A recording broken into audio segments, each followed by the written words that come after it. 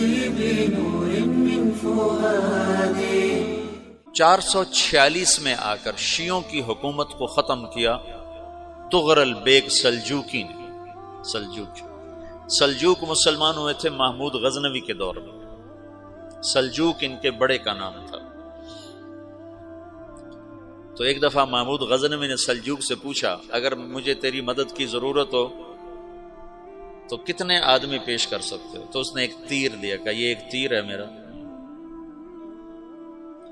کسی کو یہ تیر بھیج کر میرے علاقے میں بھیج دو تو چند گھنٹوں میں 1,00,000 تلواریں تیرا پہرا دینے کے لیے تیار ہوں، میرے پاس اتنی طاقت ہے۔ تو یہ سلجوک کی نسل میں تھا طغرل بیگ۔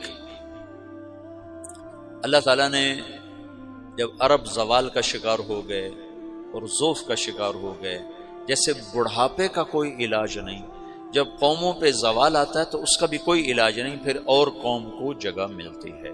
جیسے بڑھاپا ایک فرد پہ آتا ہے، ایسے بڑھاپا قوم پہ آتا ہے۔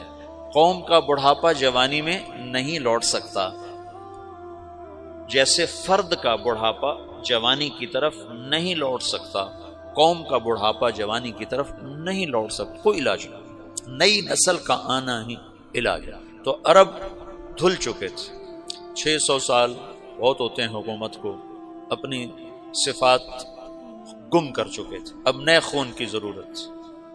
طغرل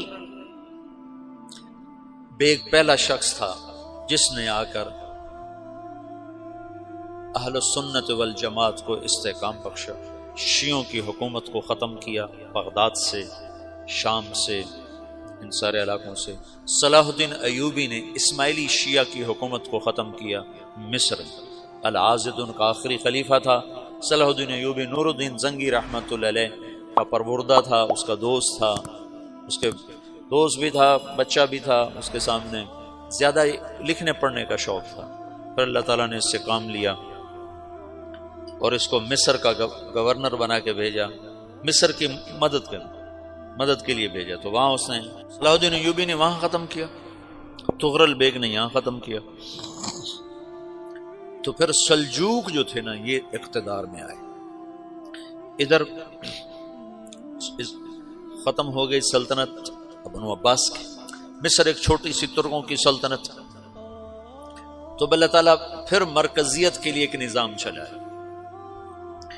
2 لشکر آپس میں لڑ رہے ہیں ایک میدان میں، ایک جنگلی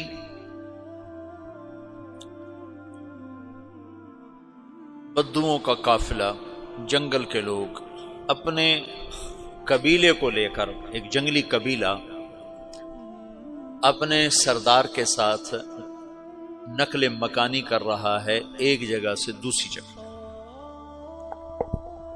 اللہ کا نظام کہ یہ لوگ چلتے چلتے چلتے اس وادی میں پہنچ گئے جہاں جنگ ہو رہی ہے، 2 لشکر آپس میں لڑ رہے ہیں۔ جب یہ وہاں پہنچتے ہیں تو ایک لشکر کے قدم اکھڑ رہے ہیں اور دوسرا غالب آ رہا ہے۔ ان کو نہیں پتا شکست کھانے والے کون ہیں اور فتح پانے والے کون ہیں، ان کو نہیں پتا۔ اس جنگلی قبیلے کے سردار کا نام بھی طغرل ہے، طغرل۔ تو یہ سردار کہتا ہے جو شکست کھا رہے ہیں ان کی مدد کرو، کچھ پتہ نہیں کون ہے، کہتا جو شکست کھا رہے ہیں ان کی مدد کرو۔ تو 400 وحشی جنگلیوں نے فاتح لشکر کے پیچھے حملہ کر دیا۔ وہ تو ایک کافی ہوتا تھا، 400 دوڑ جب تلواریں پڑیں تو چند لمحوں میں نقشہ بدل گیا، بھاگنے والے جم گئے اور جمنے والے بھاگ پڑے۔ جب جنگ ختم ہوئی تو شکست خوردہ لشکر کے بادشاہ نے ان کو بلایا، اسے پوچھتا ہے مجھے جانتے ہو میں کون ہوں؟ کہا نہیں۔ کہا تو تم نے میری مدد کیوں کی؟ کہا انسانی ہمدردی کی وجہ سے، تمہیں شکست ہو رہی تھی اس لیے تمہاری مدد کی۔ اور اس نے اپنا تعارف کرایا، میں ہوں سلیمان سلجوکی، ترکی کا بادشاہ۔ مسلمانوں کا لشکر تھا اور تاتاریوں سے شکست کھا رہا تھا۔ تاتاری فتح پا رہے تھے، مسلمان شکست کھا رہے تھے، تو وہ اللہ کی غیبی مدد بن کر آئے. تو وہ اس سے کہتا ہے میرے ساتھ رہنا پسند کرو گے؟ تم نے میرے اوپر احسان کیا ہے، میں اس کا بدلہ دینا چاہتا ہوں، میرے ساتھ رہنا پسند کرو گے؟ کہنے کا کر لوں گا. تو اس نے اس کو لے کر ترکی آیا، اور استنبول اس وقت روم کی حکومت میں تھا. اسے فتح کیا اس تغرل کے آگے چوتھے پانچویں پڑپوتے محمد فاتح نے. تو یہ استنبول ہے، یہ ترکی ہے، بیچ میں ایک چھوٹا سمندر ہے، یہاں ایک جاگیر ہے.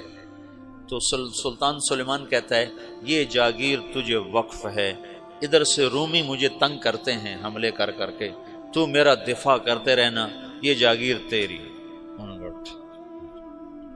اس جاگیر پہ اس نے اپنے قافلے کو آباد کر دیا، اپنے قبیلے کو، اور ایک چھوٹی سی حکومت بنا لی، جو ایک صوبہ سمجھو سلمان سلجوقی کا، وہ ایک چھوٹا سا صوبہ ہے.